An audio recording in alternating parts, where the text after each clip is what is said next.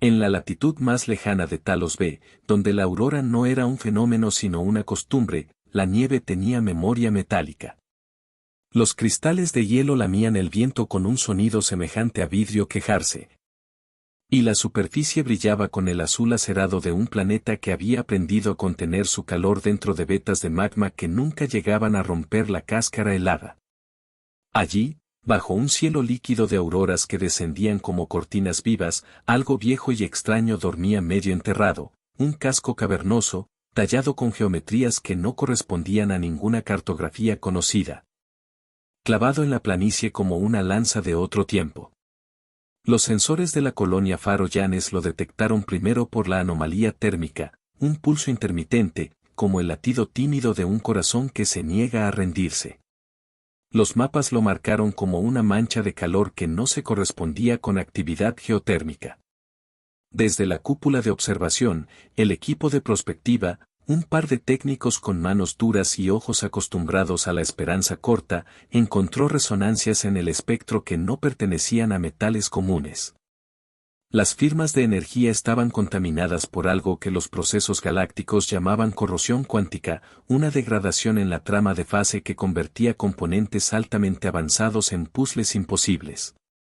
Las directrices de la Alianza Interestelar indicaban un protocolo claro: marcar, circunscribir, aislar. Ninguna intervención externa salvo la de naves especializadas. Pero las directrices no habían contado con los humanos de Llanes. No habían contado con los que viven en un planeta donde la supervivencia se hizo costumbre, donde reparar lo irreparable es oficio, devoción y forma de resistencia. Cuando la anomalía envió una señal de llamas frías que correspondían no a idioma sino a petición, la colonia no tardó. Los humanos llevaron a la vanguardia algo que ninguna normativa de la Alianza podía medir: fe en las manos y una obstinación táctica cultivada en generaciones de contrapronósticos. La unidad que partió no era la tripulación de una nave militar, sino la desgastada brigada de mecánicos del Faro, 5 figuras envueltas en trajes de aislamiento que olían a grasa, a pan quemado y a aceite de viejas máquinas. Al frente iba Elías Caro, jefe de ingeniería que llevaba en los dedos las cicatrices de muchos despertares.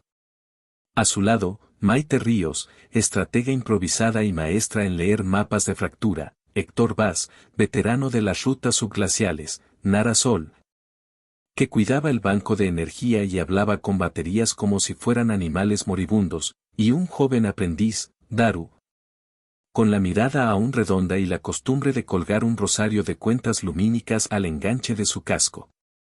El rosario tenía un nombre, pero para todos era un talismán, una cadena de cuentas plásticas que un día pertenecieron a una niña de la colonia, un dibujo doblado dentro de una herramienta, una promesa pegada con cinta. La nave alienígena, si se la podía llamar así, no respondía a la taxonomía. No estaba construida con la arrogancia de un ariete o la simetría de una concha, era una bestia arquitectónica, un organismo tecnológico cuya piel reflejaba la aurora como si fuese camaleón, y cuyo interior, lo poco que las ondas revelaban, se angostaba hacia una cavidad central donde la luz latía con la cadencia de un órgano enfermo. Los sensores chillaron, la matriz de empuje, el núcleo de resonancia, elementos de una bioingeniería cuyas fibras estaban corroídas por el mismo fenómeno que la Alianza había aprendido a respetar y temer. Los Aeteri, la clasificación provisional que la brigada usó porque no existía otro nombre mayormente aceptado entre los registros, no eran agresivos. No en lo que el pulso mostró. Las emisiones que salían de la cúpula tenían patrones que parecían rituales, múltiples frecuencias encajadas como plegarias, una insistencia en conectarse. El casco de la nave mantenía una cámara de lastre, y en la cámara, en un lecho de gel vitrificado, se distinguía una figura humanoide, alargada, con apéndices como pétalos y ojos que eran fractales de luz. Las lecturas biológicas indicaban vida, aunque amortiguada, respiración lenta, metabolismos en hibernación. Desde la distancia, el equipo de Llanes sintió, con la claridad de quien escucha a un enfermo respirar, una voz sin palabras que pedía un arreglo. Los protocolos dictaban contención. La gente de la Alianza lo haría con intervención estandarizada, una tripulación de especialistas, herramientas de contención remotas y un perímetro de seguridad. La gente de Yanes acogió el inusual. La brigada bajo la cúpula no vino a imponer, vino a tocar. En su propia lengua de herramientas, llegaron a decir que algunos objetos no se rompen, se hacen nuevos, y la reparación es un acto de creación. La nave demanded, la nave necesitaba. Y para eso, más que herramientas, hacía falta voluntad. En la primera aproximación hubo cautela ritual. La brigada desbordó sobre la costra que recubría al casco con paneles que crujían como hojas, sus botas dejaron huellas que la aurora rastreó. Los Aetheri, dormidos, enviaron una onda tibia que hizo vibrar la cicatriz del hierro en las manos de Elías. En una esquinita de su petate, el aprendiz Daru sacó el dibujo de la niña, un sol con 4 líneas, un stickman con un casco y una nave, y una firma chiquita. El dibujo pareció iluminar, no por potencia, sino por voluntad. Elías puso la hoja bajo un panel abierto y murmuró, no palabras audibles en la radio, sino una coordinación entre dedos e instinto, que la reparación empieza y termina en lo pequeño. La nave no fue estudiada por ley, fue leída por dedos honestos. Manos humanas tocando lo que la galaxia había decidido que los humanos no tocaran. En el centro de esa osadía estaba la convicción, simple y resistente como la aleación que forjaba su vida, que había que intentar. Y aunque los informes de la Alianza encendieron alarmas en órbita, avisos diplomáticos sobre contagio cuántico y la probabilidad de una catástrofe en la escala de la biosfera, Faro Yanes tenía otros cálculos. La matemática de una colonia que ha sobrevivido al frío dicta que a veces la ecuación sale con fe incluida. A medianoche, bajo un arco de auroras que se plegaban como banderas, Elías dio el primer paso ritual, conectó su herramienta principal, un banco de chispas tempranas, al casco. El acoplamiento chisporroteó como si la nave respirara. En respuesta, la cámara central arrojó una ráfaga de patrones que parecían aceptar una conversación. La estructura reaccionó, no curándose, pero formando costuras temporales. La brigada entendió que lo que tenían frente a ellos no era solo un arreglo físico, era un diálogo con la biotecnia, un contrato de intercambio. La nave necesitaba energía que no podía recibir. La colonia, por su parte, tenía reservas eléctricas que vivían suplicando un uso significativo. En ese silencio estratégico, entre el crujir del hielo y las luces que danzaban como manos, nació una decisión que definiría la noche y el mañana, intentar. Incluso si para hacerlo había que tocar algo que la galaxia había acordado no tocar. 2 días después, la cúpula de mando de Faro Yanes respiraba con nuevo sentido, un problema que la Alianza había calificado de intratable había atraído la atención tenaz de una colonia que no conocía el verbo rendirse. En las pantallas táctiles del puesto de estrategia, Maite Ríos desmenuzaba la data con la precisión de quien corta pan duro, frecuencia por frecuencia, hilada por hilada, hasta descubrir que la supuesta corrupción cuántica no era un incendio inextinguible, sino un tejido que requería un timón distinto. El plan que desplegó fue simple en su brutalidad, usar la colonia como herramienta, usar sus reservas, su infraestructura y, si fuese necesario, su propia demanda, para recalibrar la matriz de la nave. La preparación fue una arquitectura de pequeñas apostasías. Se construyó un puente de transferencia improvisado conectando el núcleo geotérmico al banco de estabilización de la nave. Se diseñó una caja de resonadores sólidos que no existían en los planos oficiales, artilugios que mezclaban inductores, huesos de antiguos convertidores y microcristales extraídos de las galerías profundas de Yanes. Todo se fabricó con manos curtidas, con piezas recuperadas de décadas de desgastes, un motor de funerales que había salvado a una placa electrónica, el tubo de un respirador que aún tenía una leyenda de un rescate. Un pedazo de metal con la inscripción de un nombre borrado. Todo eso se ensambló para crear una llave transitoria, una interfaz humana que pudiera hablar con la biotecnia alienígena en un idioma de necesidad. Héctor Vaz trazó la logística, rutas seguras a través del campo de ventiscas, puntos de anclaje que resguardaran las líneas de energía, camillas térmicas para cualquier contacto vivo. Nara Sol preparó protocolos de contingencia para la sobrecarga de núcleos. Daru, con manos temblorosas y una sonrisa que aún no había aprendido a esconder, apiló tuercas y dejó el dibujo de la niña en la mesa de trabajo. Allí, el rosario colgó de una lámpara fundida, la brigada lo miraba como si fuese un indicador de clima, si brillaba más, los ánimos se mantenían, si se apagaba, se encendían advertencias. Pero la reparación no iba a ser solo ingeniería. La integridad de la nave Aetheri estaba entrelazada con un componente ritual, su reactivación exigía una coherencia que ejerciera simultáneamente sobre la máquina y sobre lo que en ella habitaba. En los sensores se detectaron patrones que se asemejaban a una liturgia, secuencias de frecuencias que se cerraban como anillos.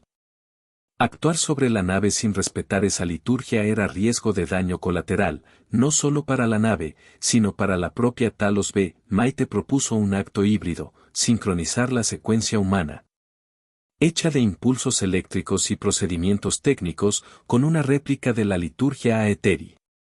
No era imposible, era delicado, y caro en recursos. En la sala de ensamblaje, la brigada trabajó en silencio táctico. Cada componente era una oración. Elías decidió que la interfaz debía tener algo humano, no por vanidad, sino por eficacia, un módulo que transmitiera patrones biométricos humanos hacia la matriz alienígena, como oferta de señal. Tomó el visor agrietado de un casco antiguo, un casco que había pertenecido a su padre, cuyo rostro aún tenía la memoria de aquellos que salvaron la colonia una vez, y lo incorporó en la carcasa de la llave. El visor no reparaba milagros, pero aportaba un trazador de familiaridad, era un puente mental, una promesa de que manos humanas tocaban aquello con intención. Entre los cálculos y la soldadura, los informes en la red no cesaron. Desde el resto de la alianza llovían comunicaciones, advertencias, solicitudes de cesar actividad y unas pocas voces que intentaban influir con persuasión. Un destacamento diplomático pedía permiso para enviar peritos, otro bloque sugería aislar por completo la zona y dejar que la nave muriera si era necesario. La respuesta de Faro Yanes fue una política simple: si la intervención arriesgaba a la colonia, se detendría; si la intervención podía salvar vidas, humanas o no, se procedería. En esa escala, la brigada actuó como un núcleo de decisión autónoma. Era la democracia aplicada a la supervivencia. La tensión mayor surgía de un factor que todas las tareas de calibración pasaban por alto: la matriz de la nave había sido diseñada para alimentarse de una red de energías que estaban fuera del repertorio humano. Para arrancarla requeriría la alineación temporal de una transferencia masiva de energía, no en microsegundos, sino en minutos sostenidos.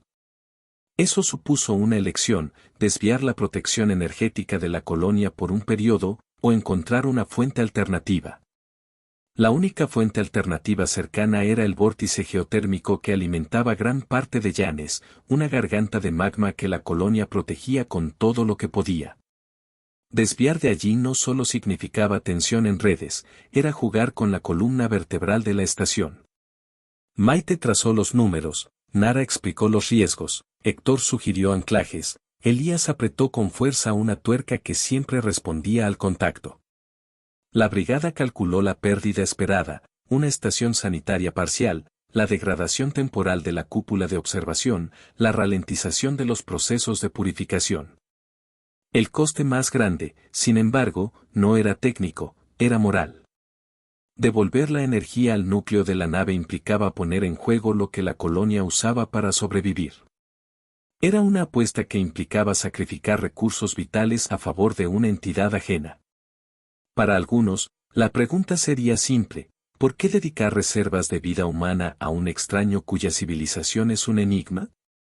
Para otros, la respuesta estaba en esa cadena de manos que habían aprendido, por fuerza, que la humanidad no se mide por su pureza sino por su apuesta. En la víspera del intento, las calles del subsuelo vieron tareas inusuales: ciudadanos que donaban baterías, obreros que reparaban generadores excedentes, niños que dibujaron naves en la insignia de la brigada. El dibujo de la niña, la rosario y el visor agrietado empezaron a ser símbolos pequeños pero potentes, recordatorios de que la reparación no era un experimento, sino una extensión de la promesa de la colonia. Cada herramienta que salía de la fábrica llevaba un mensaje no escrito: si falla, que falle por nosotros, no por indiferencia. Y cuando el equipo subió de nuevo a la planicie, la noche se abrió como una página. El puente de transferencia fue montado con precisión de relojería, anclas que penetraron hielo y roca, un bastidor que vibraba con la tensión controlada.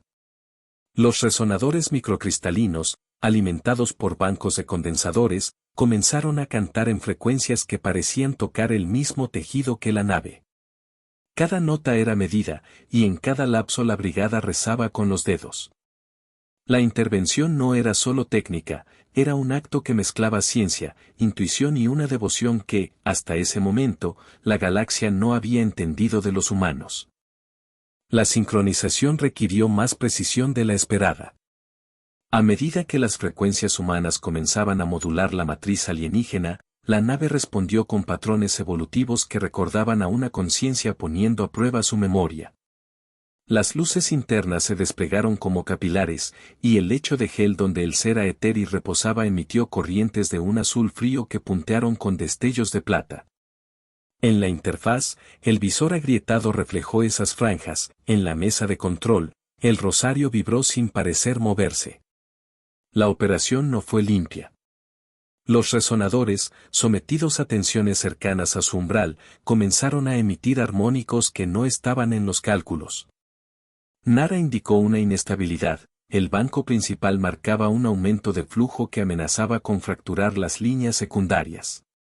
Héctor maniobró para reforzar anclas, mientras Daru corría con cables como si fueran riendas. La brigada, con rostros tensos, reconfiguró sobre la marcha.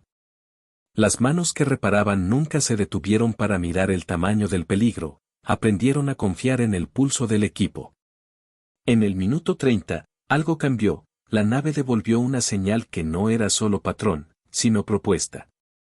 El ser que dormitaba en su interior proyectó una imagen pasiva en la matriz, un mapa estelar incompleto y una secuencia de coordenadas que hablaban de destino y pérdida. Era la confesión de estar varado en la periferia, de haber agotado una ruta que los condenó a quedar inmóviles. Las coordenadas coincidían con un corredor que, si la nave pudiera canalizarlo, la devolvería a su tránsito. Pero la solución no era un simple reinicio, la ruta requería alterar el campo magnético regional. Y alterar el campo magnético regional no era trivial, implicaba crear un déficit de balance que podía cambiar el comportamiento de la corteza. Los sensores humanos detectaron la magnitud. Para generar la modulación magnética necesaria, la colonia tendría que inyectar una fracción significativa de su red geotérmica durante un periodo sostenido. Eso significaba, de forma práctica, reducir la protección de sus propios sistemas y exponer a sectores de la colonia a temperaturas extremas y fallas temporales. El cálculo final dejó claro un costo que trascendía materia, la operación podía requerir un sacrificio directo en infraestructura y, peor aún, en vidas si las contingencias fallaban. El debate no fue retórico, fue táctica. En la estación se realizaron simulaciones en la que el 0.7% de la población resultaba afectado por una falla crítica si las líneas secundarias colapsaban. Los modelos variaron de una catástrofe regional a un corte manejable. Maite, con la dureza de quien ha medido la vida con reglas de emergencia, eligió el camino que más limitaba daño humano. Pero limitación no era anulación. Héctor propuso una maniobra de cobertura, desviar flujos desde áreas no críticas, activar refugios temporales y, como último recurso, usar el cargamento orbital de emergencia para sostener cultivos críticos. Cada medida se tradujo en pérdida, tiempo, recursos de reserva, hambre temporal, pero mantenía la probabilidad de éxito en rangos aceptables. Mientras se tomaban decisiones, la comunicación con el exterior se tensó. Un escuadrón de patrulla de la Alianza apareció en sincronía como sombra en la órbita, una nave diplomática que pedía verificación, un registro de acciones que comenzaba a acusar a Yanes de alteración de bioma. La diplomacia, siempre más lenta que la necesidad, trató de imponer un criterio legal. Faro Yanes respondió con mensajes claros: se estaba salvando vida. Las palabras no bastaron. Desde la órbita, los sensores registraron pequeños puntos que pudieron haber sido drones de inspección. En la superficie, las brigadas interpretaron la presencia como vigilancia que podría devenir en intervención. La posibilidad de tener que defender lo que estaban haciendo añadió un nuevo volumen al ruido. Tácticas defensivas tenían que armarse sin entorpecer la reparación. Las primeras escaramuzas no tardaron. Drones de reconocimiento interestelar, molestos y precisos, comenzaron a interferir con las señales de baja frecuencia. La brigada montó una cortina de interferencia, apoyada con reflectores de hielo y trampas de luz que hacían reverberar el espectro.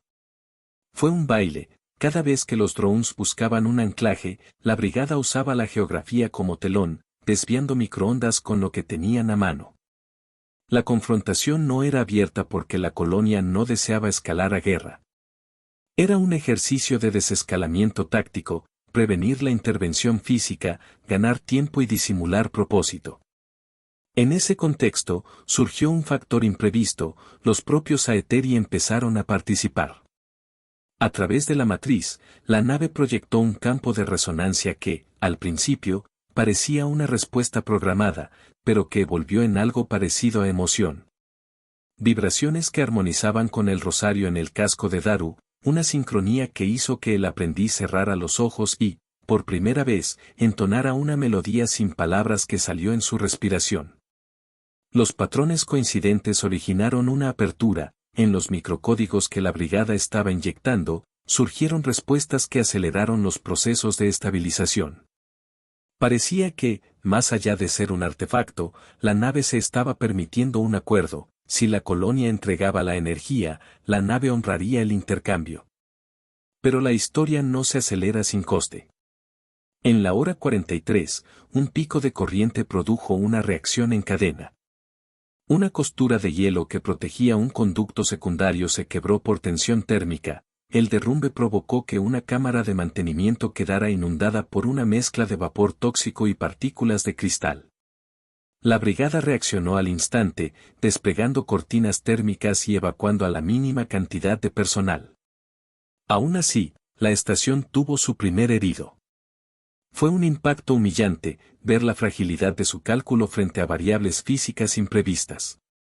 Maite sintió el peso de una decisión resignada: la contabilidad de riesgos ya no era numérica, era humana, y la balanza acusó un desequilibrio que resonó en su pecho. A la vez, la interferencia orbital se intensificó. La nave diplomática de la Alianza trazó una maniobra de descenso para observar. Las intenciones podían ser de fiscalización, podían ser de intervención. Para Yanes, el momento requirió una maniobra audaz, una ocultación táctico-geométrica diseñada por Maite y ejecutada por Héctor, que usó un espejo de hielo gigante como pantalla. Era un engaño óptico, viejo como los cazadores humanos, pero afinado con tecnología. Por unos minutos cruciales, las cámaras orbitales obtuvieron lecturas confusas. Fue el margen que la brigada necesitaba para inyectar la secuencia final. En el último tramo, cuando la matriz parecía aceptar la firma de transferencia, el silencio se rompió por un sonido que nadie había esperado, un rumor que venía desde la nave y que sonó, en la percepción humana, como llanto. No era un lamento de dolor, sino una nostalgia que venía de través de una criatura que recuerda rutas y puertos perdidos. La brigada, en un acto de comunión no planeada, se acercó al lecho de gel y dejó sus pequeñas reliquias: el dibujo, el rosario, el visor. Fueron tributos sin pretensión, símbolos de que la reparación no era solo técnica sino un pacto moral. La nave, a su vez, respondió con un pulso que hizo vibrar la planicie. Cuando la última corriente fue enganchada, la aurora se partió en una fisura de luz. La transferencia comenzó. El cielo, que no había visto un evento así, se recompuso en franjas. La red magnética local se tensó como una cuerda. Para la colonia, el tiempo se suspendió en el borde de un abismo. Si la maniobra funcionaba, la nave se iría y la vida continuaría con la estela de una acción que habría requerido sacrificio. Si fallaba, los fallos podrían desencadenar una reacción en la corteza, liberar gas profundo y desatar una cadena que, en su peor proyección, resecaría la estación. El instante decisivo se sintió en la columna lumbar del planeta. La transferencia alcanzó un pico que no estaba previsto en los modelos, un surco resonante que cruzó la matriz de la nave y la corteza helada como un cuchillo. Los sensores gritaban que la geomorfología respondía con fracturas que prometían mover miles de toneladas de hielo. Maite ordenó ajustar la inyección, pero el eco de la matriz habló con voz propia. La ruta propuesta por la nave requería un pulso sostenido para liberar la inercia de su propio motor de salto. Era una petición que no podía modulándose progresivamente, necesitaba un disparo sostenido que solo la columna geotérmica podía soportar si se activaba a plena potencia. La brigada, ya acorazada con la certeza de lo que hacían, siguió adelante. Las anclas sangraron vapor, las pantallas se llenaron de datos y advertencias. En órbita, los puntos de la alianza comenzaron a dibujar una línea entre la fiscalización y la amenaza. Una nave de patrulla empezó a bajar, su casco como una placa oscura en el lienzo de las auroras. Si la intervención se veía como agresión o desperfecto que podía contagiar, la respuesta orbital podría ser cualquier cosa, un bloqueo o una neutralización. La brigada supo que no bastaba con reparar y marcharse, el acto debía cerrarse con una decisión humana definitiva. La alternativa extrema apareció como una ecuación brutal. Si la colonia proveía un disparo directo al núcleo de la nave, usando un detonador de transferencia de masa que implicaría la apertura temporal de un conducto hacia la columna geotérmica, la nave obtendría la energía y el timón que necesitaba, pero a costo de un colapso parcial. Ese colapso no significaría la muerte de toda la colonia, pero sí el sacrificio del sector sur, donde vivían almacenados suministros. Algunos de los ancianos y la sala de cultivo que sustentaba una fracción crítica de la población. Era la costura que nadie quiso coser, porque pedir sacrificios no es un acto técnico, es una declaración ética que mide la calidad de una sociedad. La decisión principal fue tomada por Maite. No hubo votación formal, en los momentos en que las ventanas del destino se cierran, la persona que tiene la posición actúa.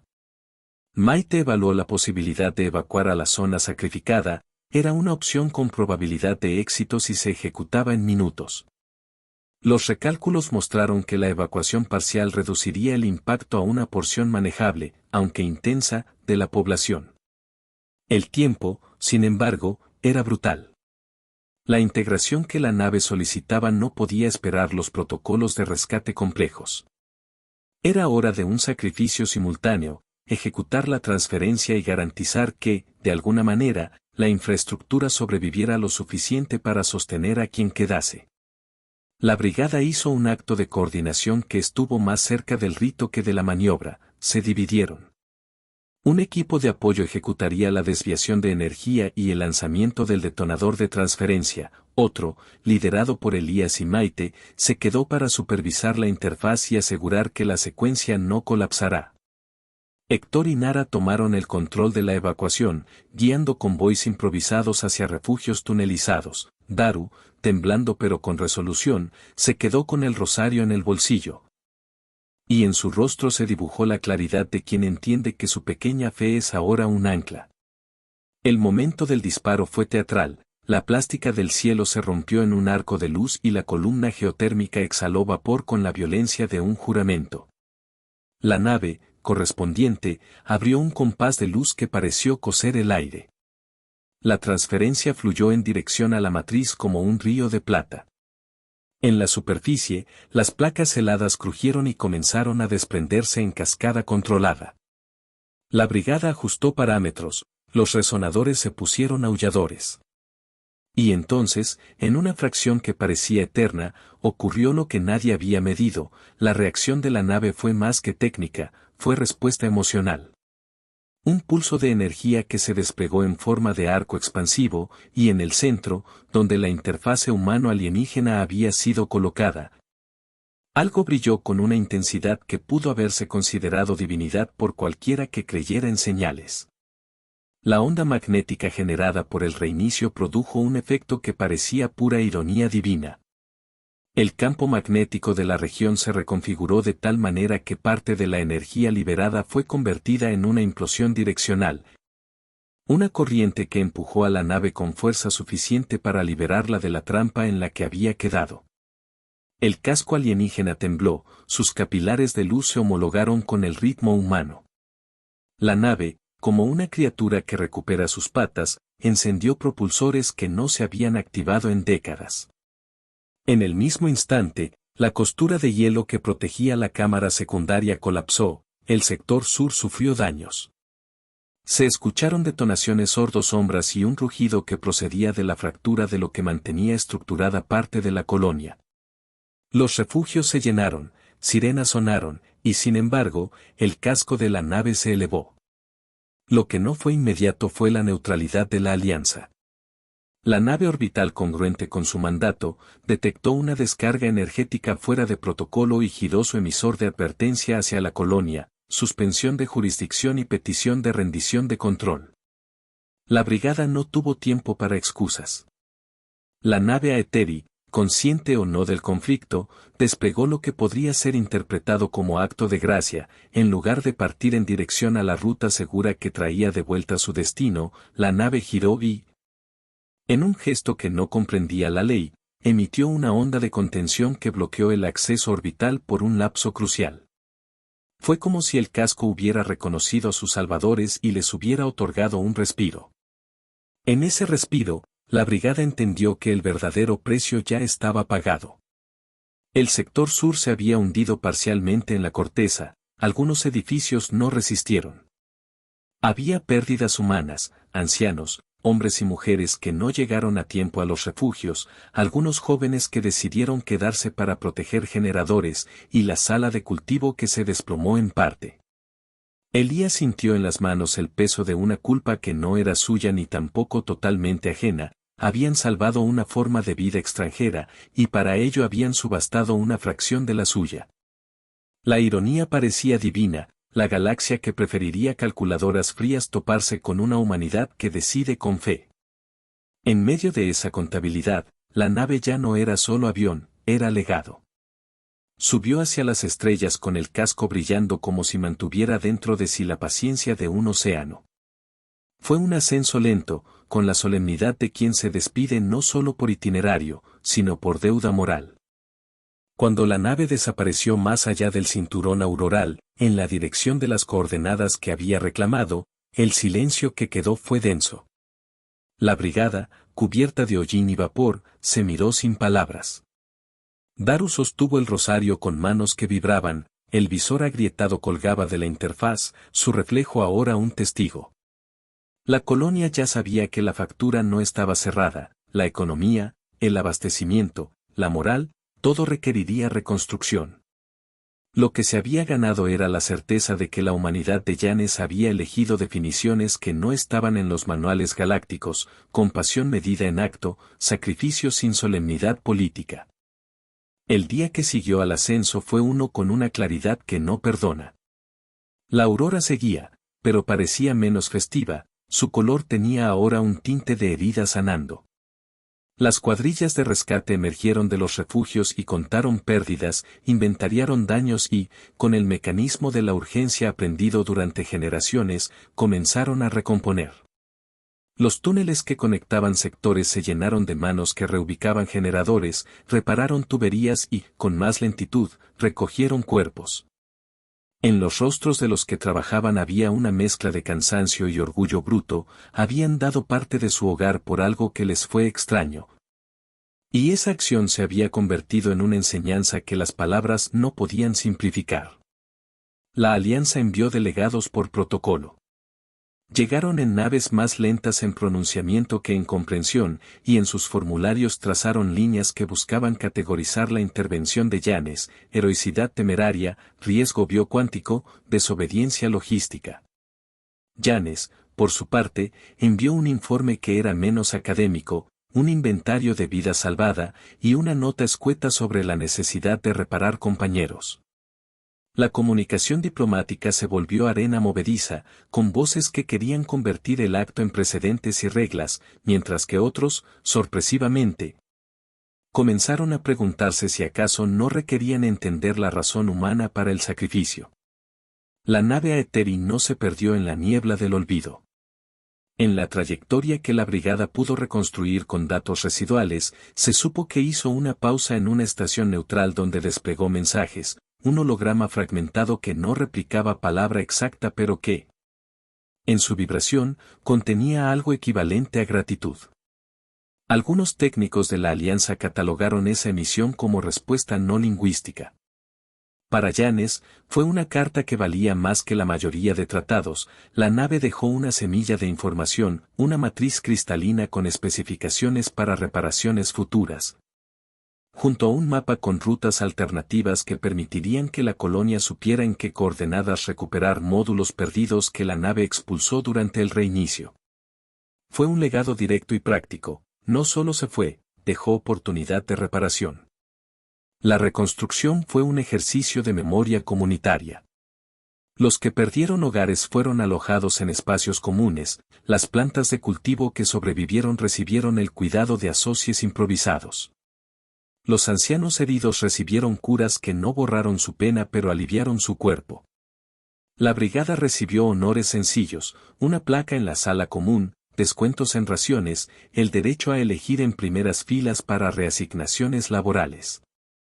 Pero lo más importante no fue el reconocimiento formal, sino la manera en la que la comunidad se reconfiguró, la gente que ayudó a construir la interfase, los que compartieron su ración de calor, y aquellos que arriesgaron su tiempo para llevar niños a refugios temporales, se convirtieron en fitos de una memoria viva. Para Elías, la reparación tuvo un peso personal, el visor agrietado fue sellado y colocado en la pared de la brigada, junto al dibujo de la niña y el rosario. No eran reliquias de la intervención, eran recordatorios de que la humanización de la técnica es un requisito moral. Maite, por su parte, caminó por los escombros y en su pecho hubo una certeza que no podía explicar con números, la decisión había sido correcta porque, en su núcleo, la humanidad fue medida por su capacidad de optar por otros. Daru, el aprendiz que había colgado el rosario en su bolsillo, se volvió un técnico apreciado, su falta de experiencia fue compensada por la fe que había aprendido a sostener. La brigada, como conjunto, se convirtió en ejemplo y en advertencia, la acción humana podía salvar lo que fuera, pero la ecuación siempre incluiría un precio. Las noticias se difundieron más allá de Yanes. En estaciones de comercio y en rutas de paso, la historia llegó simplificada y adornada, una colonia que repara lo que la galaxia dejó morir. Algunos la celebraron, otros la criticaron. Pero lo más sorprendente fue que, en ciertos rincones, la acción generó un efecto contagioso, depósitos municipales comenzaron a enviar pequeñas donaciones a estaciones remotas. Mecánicos que anteriormente habrían pasado de largo ahora ofrecían piezas y mano de obra. No era un cambio masivo, pero era suficiente para mostrar que un acto de fe, cuando se concreta en reparación, tiene la capacidad de alterar redes de indiferencia. Con el tiempo, los espacios que habían sido sacrificados se convirtieron en memoria marcada. Un sector de la colonia conservó una losa de hielo como monumento, una placa grabada con los nombres de los que habían quedado. No era un lugar de lamento permanente, era un recordatorio funcional, cada año allí se hacía una jornada de mantenimiento comunitario. La brigada ayudó a dirigir esas tareas, cada acto de reparación posterior se convirtió en celebración de la apuesta hecha. Elías visitaba la placa en silencio, tocando el visor agrietado que colgaba en la pared de su taller, pensando en la naturaleza ambivalente de la responsabilidad. En el largo plazo, la intervención tuvo consecuencias inesperadas. La alianza, que inicialmente había condenado la maniobra, no pudo evitar tomar nota de la información que la nave dejó.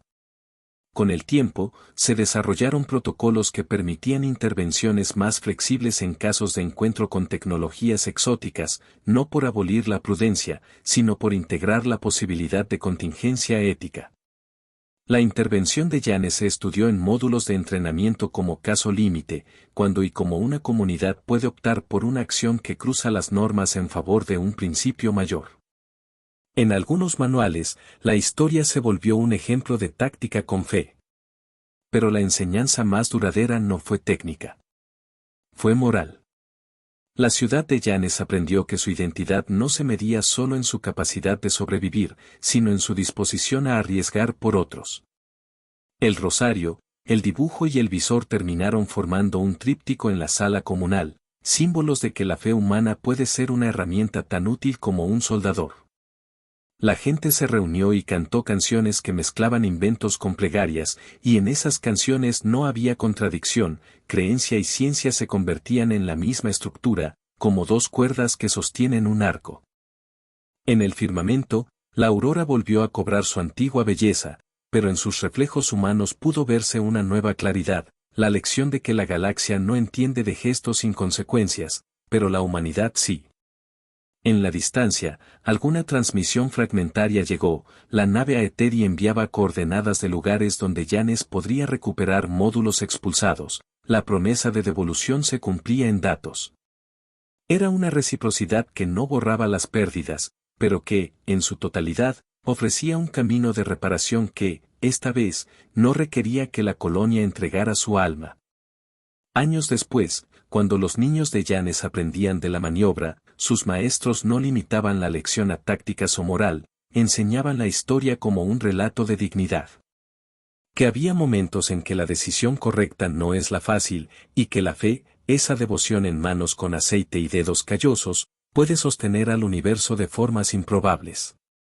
El visor en la pared se había vuelto un objeto de memoria cotidiana, el rosario se parecía más a un amuleto de comunidad que a un relicario privado, el dibujo de la niña, ampliado. Se encontraba en la fachada de la casa comunal, un sol con 4 líneas que simbolizaba la energía compartida. Los datos técnicos que la nave dejó ayudaron a Yanes a mejorar su infraestructura, a recuperar módulos, a estabilizar cultivos y, con ello, a reconstituir la porción perdida. La gente que murió fue recordada en rituales, no en discursos grandilocuentes, sino en tareas concretas, reparar, plantar, construir. Así, la memoria actúa mejor en manos que hacen. Y en las noches, cuando la aurora se alzaba con su mezcla de azul acerado y dorado amanecer, los habitantes miraban el cielo y sabían que algo había cambiado en la forma de su mundo. Una nave que había llamado a la asistencia, la decisión humana de responder y el sacrificio que lo emparejó. Fue un acto humilde, antisolemne y memorable. La brigada regresó a sus tareas, la colonia se reconfiguró, la galaxia observó, y quien quisiera entender encontró en aquella acción un ejemplo que no cabía en manual alguno. La convicción de que la reparación del otro puede ser la reparación de uno mismo. Y cuando el humo se disipó, solo la fe seguía en pie. Vinieron por un planeta, pero encontraron a la fe humana encendida.